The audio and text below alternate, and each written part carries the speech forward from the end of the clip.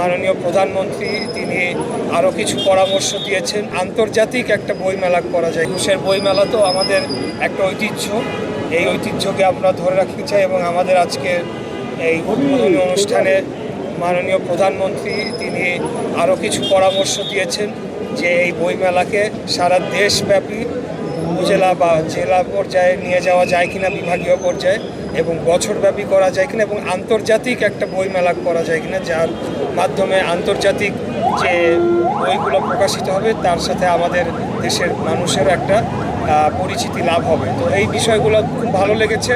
তো ইনশাল্লাহ আমরা কাজ করে যাব দেশ ও জাতির কল্যাণে। আমাদের দল যা সিদ্ধান্ত নেবে সেটাই হবে। দল যখন এই দক্ষিণ ইলেকশনের বিষয় আসবে তখন দলীয় সিদ্ধান্ত যেটা হবে সেটাই বাস্তবায়নের জন্য আমরা সকলে যারা এমপিরা রয়েছি, ঢাকার এমপিরা, আমরা কাজ করতে পারি। প্রত্যেকটা বিষয়ই একটা অনুভূতি কিভাবে ভাষায় প্রকাশ করব জানি না, তবে এমন একটা সময় ছিল যখন আমরা ওনার কথা বলতাম যে আগামী দিনের প্রধানমন্ত্রী, তখন দেশের অনেক মানুষই আমাদেরকে তুচ্ছ তাচ্ছিল্য করত, কিন্তু আমাদের মনে সেই মনোবলটা ছিল এবং আমাদের সে বিশ্বাসটা ছিল যে অবশ্যই বাংলাদেশে একদিন গণতন্ত্র ফেরত আসলে মানুষ ভোট দিতে পারলে অবশ্যই তারেক রহমান প্রধানমন্ত্রী হবেন, সেটাই এবং সেই জিনিসটা হয়েছে।